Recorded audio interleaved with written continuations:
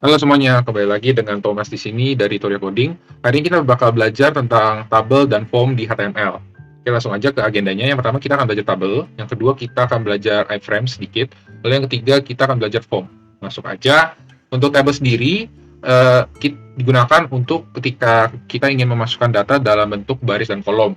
Nah, untuk memulainya kita bisa menggunakan tag table, lalu di dalamnya kita menggunakan 3 tag tambahan, yaitu ada table header, atau kita bisa singkat TH, lalu table data atau kita bisa singkat TD, dan yang terakhir adalah table row atau kita bisa singkat TR. Jadi gimana mekanismenya? Untuk TH sendiri itu diibaratkan sebagai judul dari setiap kolom. Jadi untuk first name, last name, dan age itu sebagai judulnya.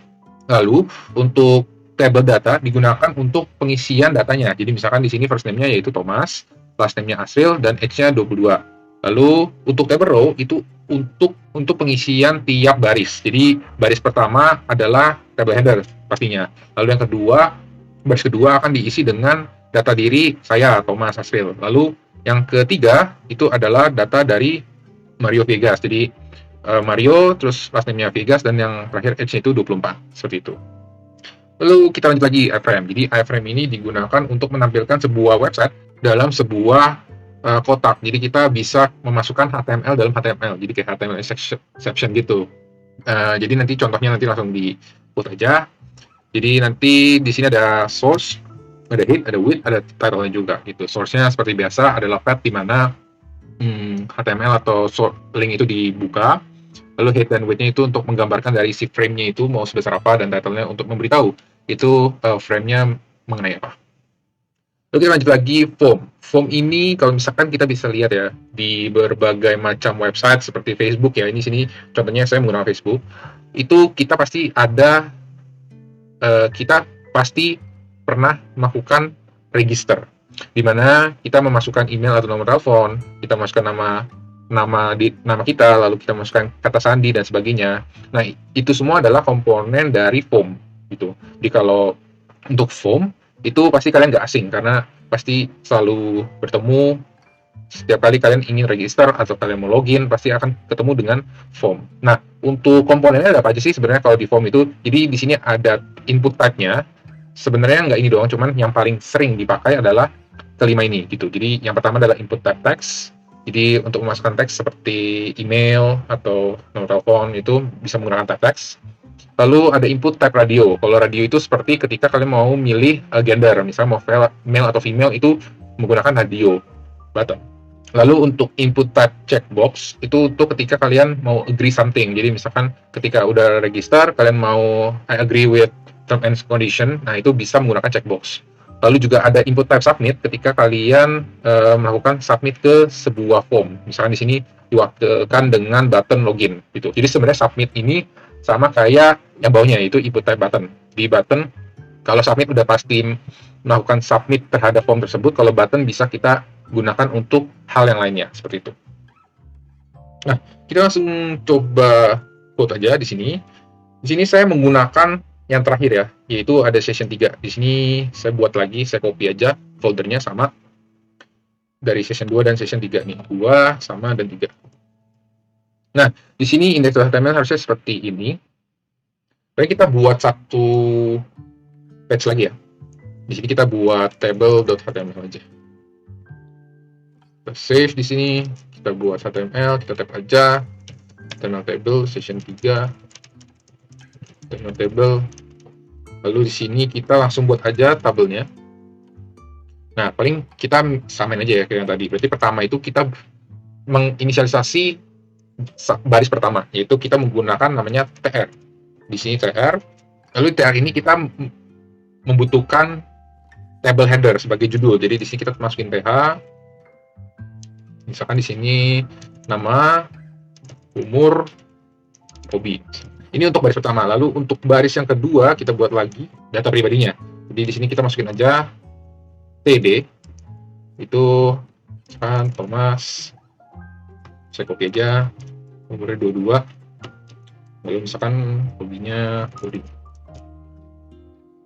Nah, ini kita sudah mendapatkan 2 baris. Nah, kita coba baris ketiga ya. Masukin lagi Mario 24. Misalkan coding juga. Coding aja lah ya, coding. Nah, kita coba buka aja, kita ke foldernya, terus kita buka HTML-nya. Di sini ada index sama table.html.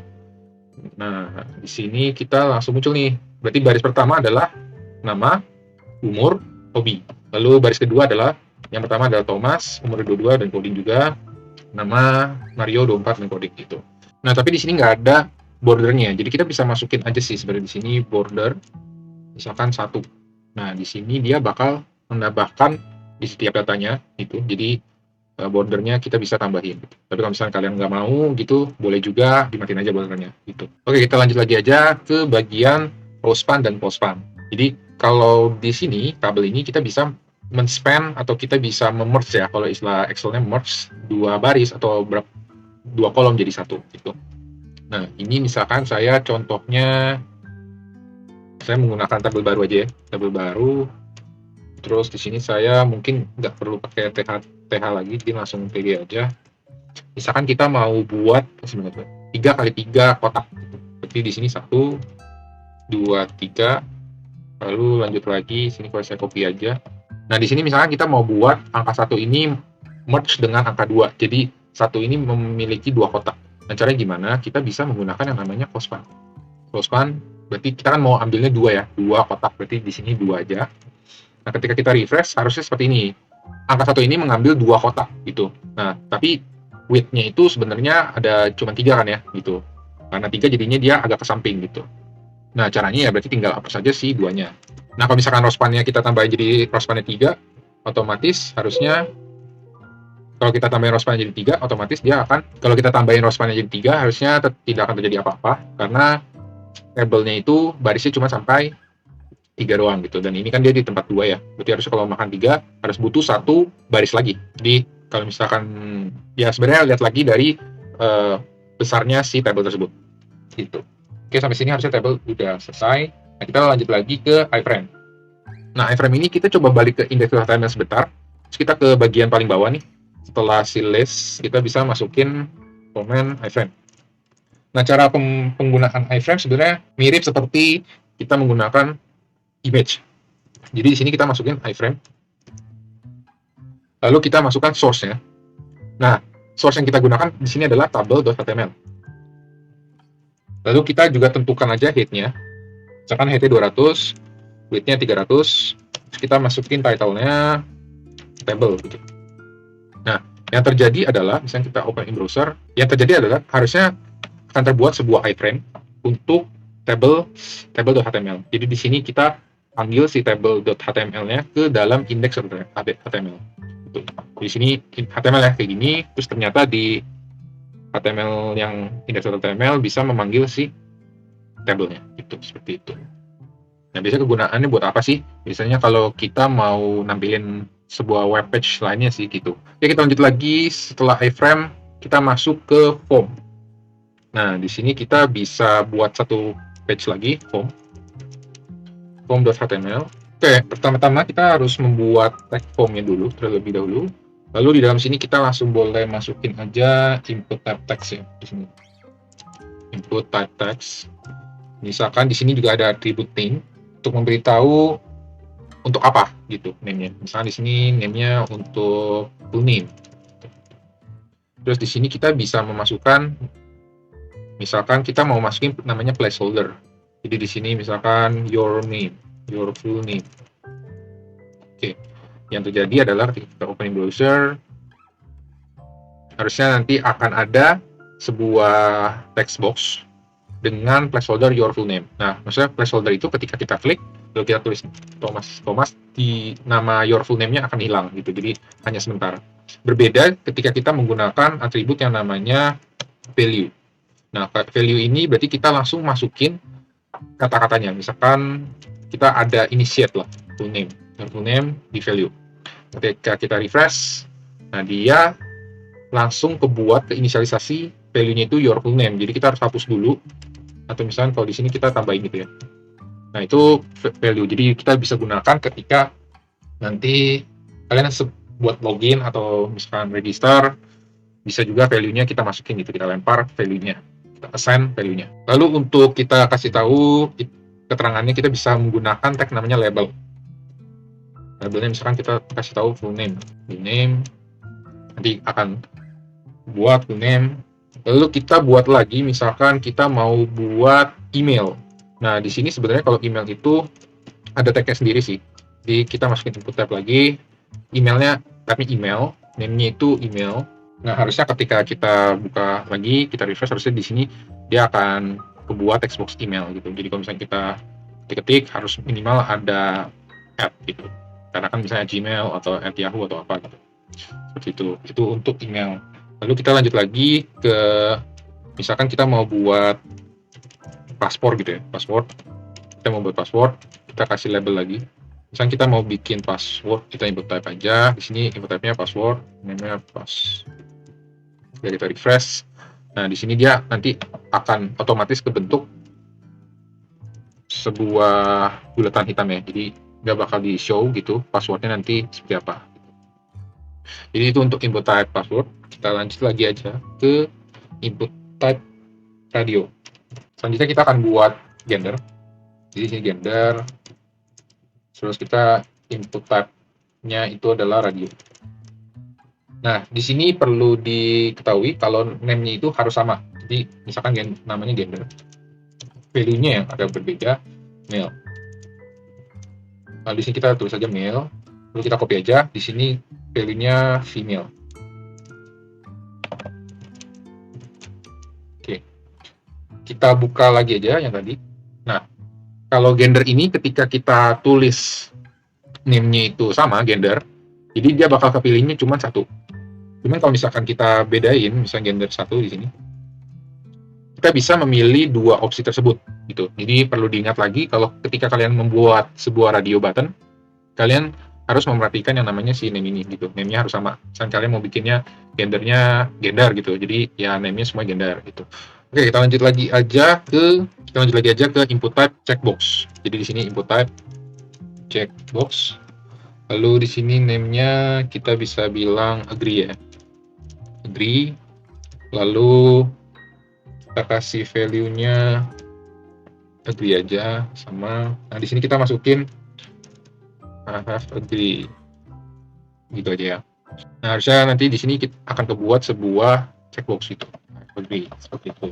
Lalu kita lanjut lagi ke tag input submit. Input type submit.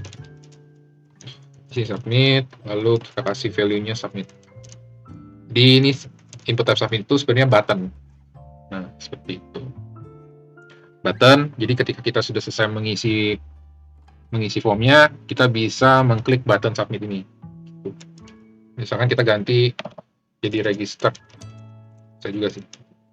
Gitu. Jadi gantinya itu di value-nya ya. Value-nya register. Gitu. Atau misalkan kita mau buat sebuah inputan reset. Jadi di sini kalau reset ini adalah mengosongkan semua isi input type-nya. Gitu. Misalkan di sini clear.